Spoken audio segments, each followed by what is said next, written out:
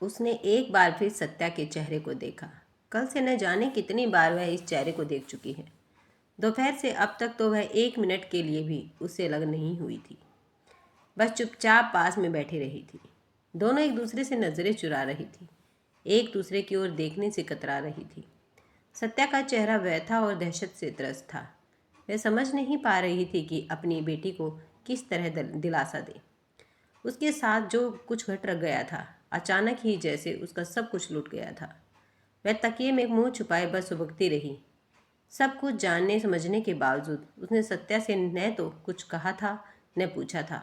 ऐसा कोई शब्द उसके पास नहीं था जिसे बोलकर वह सत्या की पीड़ा को कुछ कम कर पाती। और इस व्यवस्था में वह और अधिक चुप हो गई थी। जब रात घिर गई, कमरे में पूरी तरह अंधेरा फैल गया, तो वह उठी और बत्ती जलाकर फिर सत्या के पास आ खड़ी हुई। कुछ खा ले बेटी, दिन भर कुछ नहीं लिया है। नहीं मम्मी, मुझे भूख नहीं है, प्लीज़ आप जाइए, सो जाइए, सत्या ने कहा और चादर फैलाकर सो गई। कुछ देर तक उसी तरह खड़ी रहने के बाद वह कमरे से निकलकर बालकनी में आकर खड़ी हुई। उसके कमरे का रास्ता बालकनी से ही था। अपने कमरे में जाने से वह डर रही थी। न जाने कैसी एक आशंका उसके मन में भर गई थी। आज दोपहर को जिस तरह से तिथड़ी चिथड़ी सी सत्या ऑटो से उतरी थी और ऑटो का भाड़ा दिए बिना ही भागकर अपने कमरे में आ गई थी, वह सब देखकर उसका मन कांप उठा था। सत्या ने उससे कुछ कहा नहीं था, उसने भी कुछ पूछा नहीं था। बाहर निकलकर ऑटो वाले को उसने पैसे दिए थे। ऑटो वाला ही कुछ उदास उदास स्वर में बोला था, बहुत खराब समय है बीबी जी, लगता है बच्ची गुंडों की चपेट में आ गई थी या फिर रीछ के पास सड़क पर बेहाल सी बैठी थी, किसी तरह घर तक आई है। इस तरह के केस को गाड़ी में बैठाते हुए भी डर लगता है। पुलिस के 100 लफड़े जो हैं। पैसे देकर जल्दी से वह घर के भीतर घुसी। उसे डर था ऑटो वाले की बातें आसपास के लोगों तक न पहुंच जाए। ऐसी बातें फैलने में समय कितना लगता है। वह धड़धड़ाती सी सत्या के कमरे में घुसी। सत्या बिस्तर पर औंधी पड़ी, तकिए में मुंह छिपाए हिचकियां भर रही थी। कुछ देर तक तो वह समझ ही नहीं पाई थी कि क्या करे, क्या कहे। बस चुपचाप सत्या के पास बैठकर उसका सिर सहलाती रही। अचानक सत्या ही उससे एक दम चिपक गई थी। उसे अपनी बाहों में जकड़ लिया था। उसकी रुलाई ने वेग पकड़ लिया था। मम्मा, वे 3 थे। जबरदस्ती कार में सत्या आगे कुछ बोल नहीं पाई ना। बोलने की ज़रूरत ही थी। जो आशंकाएं अब तक सिर्फ सिर उठा रही थी, अब समुद्र का तेज ज्वार बन चुकी थी। उसका कंठ अवरुद्ध हो गया, आंखें पनीली, परंतु अपने को संभालते हुए बोली, डोंट वरी बेटी, डोंट वरी, संभालो अपने को, हिम्मत से काम लो। कहने को तो कह दिया सांत्वना भरे शब्द, किंतु खुद भीतर से वह जिस तरह टूटी बिखरी, यह सिर्फ वह ही समझ पाई। जिस सत्या को अपने ऊपर अभिमान था कि ऐसी स्थिति में आत्मरक्षा कर पाने में वह समर्थ है, वही आज अपनी असमर्थता पर आंसू बहा रही थी। बेटी की पीड़ा ने किस तरह उसे तार तार कर दिया था। दर्द की कितनी परतें उभर आई थी, यह सिर्फ वह समझ पा रही थी। बेटी के सामने व्यक्त करने का साहस नहीं था उसमें। सत्या इस तरह की घटनाओं की खबरें जब भी अखबार में पढ़ती, गुस्से से भर उठती। ये लड़कियां इतनी कमज़ोर क्यों हैं? कहीं भी कोई भी उन्हें उठा लेता है और वे रोती कलपती अपना सब कुछ लुटा देती हैं। और यह पुलिस क्या करती है? इस तरह सरेआम सब कुछ हो जाता है। और वह सत्या को समझाने की कोशिश करती हुई कहती, स्त्री की कमज़ोरी तो जग जाहिर है बेटी, इन शैतानों के पंजे में कभी भी कोई भी फंस सकता है। माई फुट, मैं तो इनको ऐसे मज़ा चखा देती। उसने घबराए मन से फिर सत्या के कमरे में एक बार झाँका और चुपचाप अपने कमरे में जाकर लेट गई। खाना उससे भी खाया नहीं गया। यूं ही पड़े पड़े रात ढलती रही।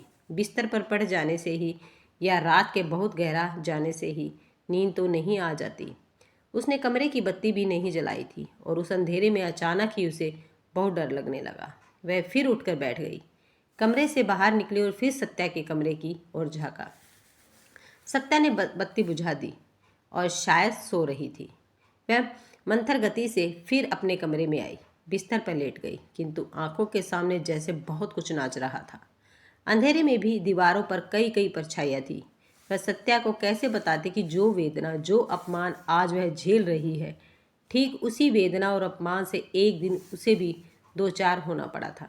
सत्या तो इसे अपने लिए असंभव माने बैठी थी। शायद वह भूल गई थी कि वह भी इस देश में रहने वाली एक लड़की है, इस शहर की सड़कों पर चलने घूमने वाली हजारों लड़कियों के बीच की एक लड़की, जिसके साथ कहीं कुछ भी घट सकता है। सत्या के बारे में सोचते सोचते वह अपने अतीत में खो गई। कितनी भयानक रात थी वह, कितनी पीड़ाजनक। वह दीवारों पर देख रही थी, कई कई चेहरे नाच रहे थे। वह अपने मन को देख रही थी, जहाँ सैकड़ों पन्ने फड़फड़ा रहे थे। एक सुखी संपन्न परिवार की बहू, एक बड़े अफसर की पत्नी, सुख साधनों में लदी फदी। एक 9 साल की बेटी, परंतु पति सुख बहुत दिनों तक वह नहीं भोग पाई थी। वैवाहिक जीवन के सिर्फ 16 साल बीते थे कि पति का साथ छूट गया था। एक कार दुर्घटना घटी और उसका जीवन सुनसान हो गया। पति की मौत ने उसे एकदम रिक्त कर दिया था। यद्यपि वह हमेशा मजबूत दिखने की कोशिश में लगी रहती थी। कुछ महीने बाद ही उसने बेटी को अपने से दूर दून स्कूल में भेज दिया था। शायद इसका एक कारण यह भी था कि वह नहीं चाहती थी कि उसकी कमजोरियां, उसकी उदासी, उसका खालीपन किसी तरह बेटी की पढ़ाई में बाधक बने। अब वह नितांत अकेली थी। सास ससुर का वर्षों पहले इंतकाल हो गया था। एक ननद थी, वह अपने परिवार में व्यस्त थी। अब बड़ा सा घर उसे काटने को दौड़ता था। एकाकीपन डंक मारता था। तभी उसने फैसला किया कि वह भारत दर्शन करेगी। इसी बहाने कुछ समय तक घर और शहर से बाहर रहेगी। यूँ भी देश दुनिया घूमने का उसे बहुत शौक था। खासकर भारत के कोने कोने को वह देखना चाहती थी। उसने फ़ोन पर बेटी को बता दिया था, कुछ सहेलियों को भी बताया।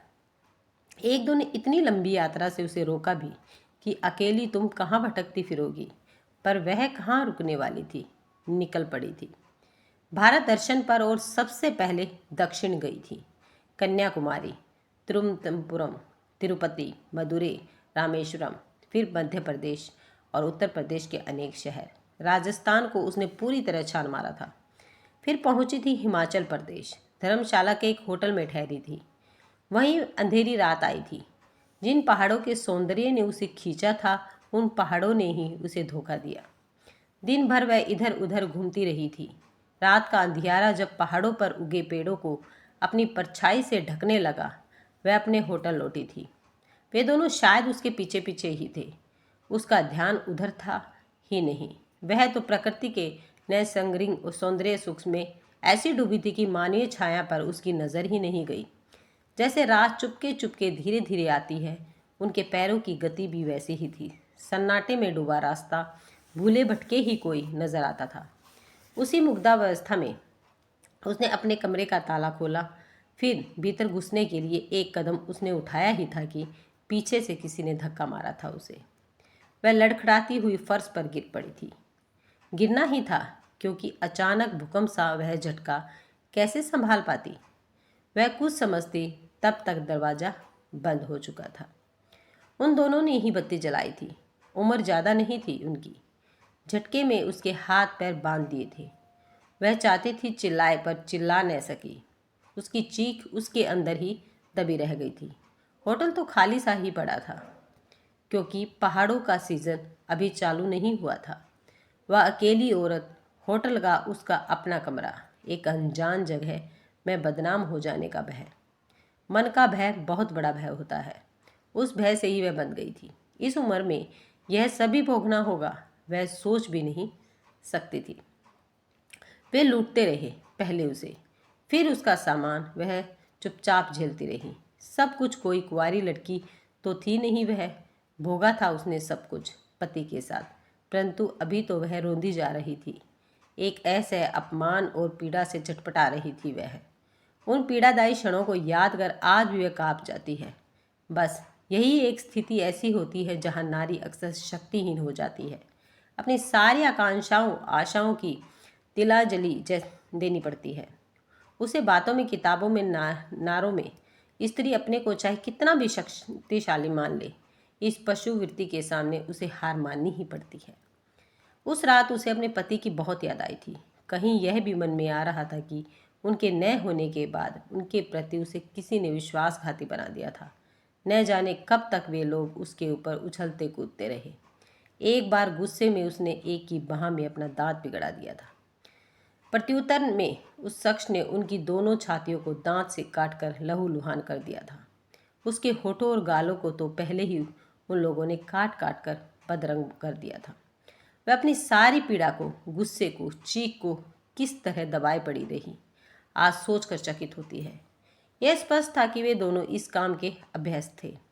जाने से पहले दोनों के चेहरों पर अजीब सी तृप्ति थी, खुशी थी। एक ने उसके बंधन खोलने के बाद रस्सी को अपने जैकेट के अंदर छिपाते हुए कहा, गुड नाइट मैडम, तुम बहुत मज़ेदार हो। घृणा से उसने मुंह फेर लिया था। कमरे के दूसरी तरफ एक खिड़की थी, उसे खोल कर वे दोनों बाहर कूद गए थे। बाहर का अंधेरा और घना हो उठा था। कमरे में जैसे चारों तरफ बदबू फैल गई थी। बाहर का घना अंधेरा उछलते हुए उस कमरे में भरने लगा था। वह उठी, कांपते शरीर के साथ खिड़की तक पहुंची। खिड़की को बंद किया। बदबू और तेज हो गई थी। उसे नाक पर हाथ रख लिया और दौड़ती हुई बाथरूम में घुसी। उस ठंडी रात में भी न जाने वह कब तक नहाती रही। बार बार पूरे शरीर पर साबुन रगड़ती रही, चेहरे को मलती रही, छातियों को रगड़ रगड़ कर धोती रही, परंतु वह बदबू खत्म होने को नहीं आ रही थी। वह नंगे बदन ही फिर कमरे में आई। पूरे शरीर पर ढेर सारा पाउडर थोपा, परफ्यूम लगाया, कमरे में चारों तरफ छिड़का, किंतु उस बदबू का अंत नहीं था। कैसी बदबू थी यह? कहाँ से आ रही थी? वह कुछ समझ नहीं पा रही थी। बिस्तर पर लेटने के बाद भी देर तक नींद नहीं आई थी।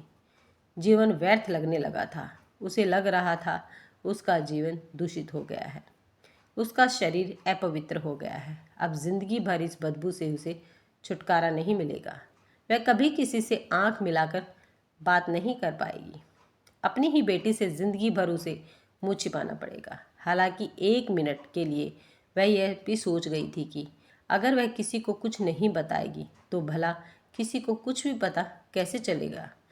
फिर भी एक पाप बोधहीन भाव उसके अंदर पैदा हो गया था और ढलती रात के साथ उसने तय कर लिया था कि उसके जीवन का अंत इन्हीं पहाड़ों पर होना है। यही एक विकल्प है उसके सामने। वह बेचैनी से कमरे में टहलने लगी। उस होटल से कुछ दूरी पर ही एक ऊंची पहाड़ी थी, नीचे गहरी खाई।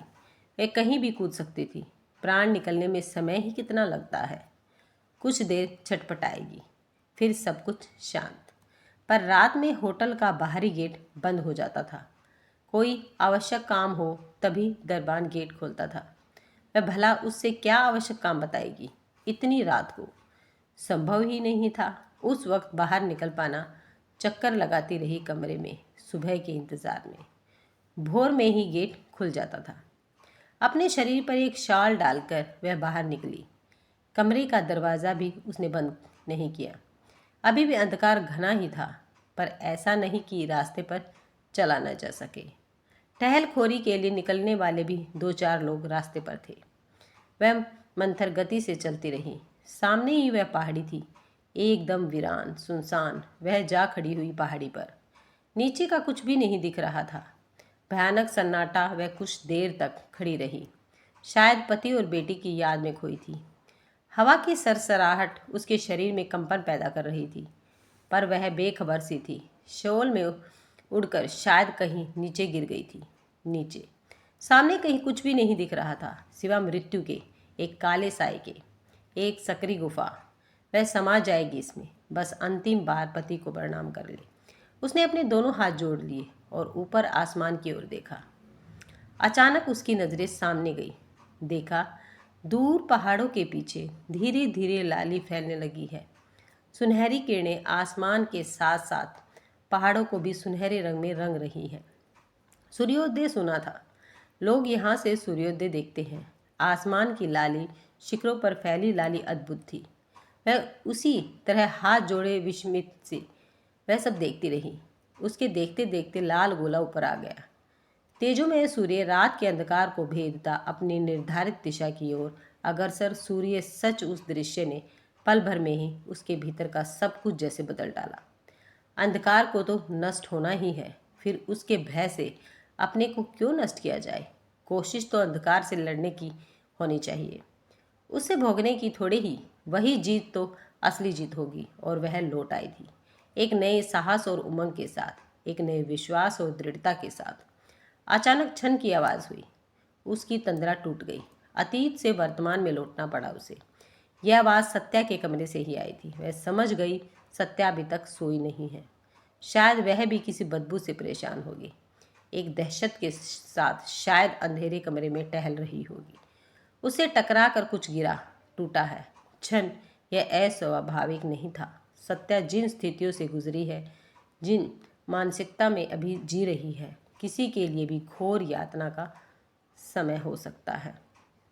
संभव है उसके मन में भी आत्महत्या की बात आई हो। सारी वेदना, अपमान, तिरस्कार एक ही विकल्प होता है, जैसे अपना अंत। परंतु वह नहीं चाहती कि सत्या ऐसा कुछ करे, ऐसा कोई कदम उठाए। अभी बहुत नादान है वह। पूरी जिंदगी पड़ी है उसके सामने। उसे सब कुछ झेल कर जीना होगा। जीना ही जीत है। मर जाने से किसी का क्या बिगड़ेगा? उन लोगों का ही क्या बिगड़ेगा जिन्होंने यह सब किया। वह सत्या को बताएगी एक ठोकर की तरह ही है।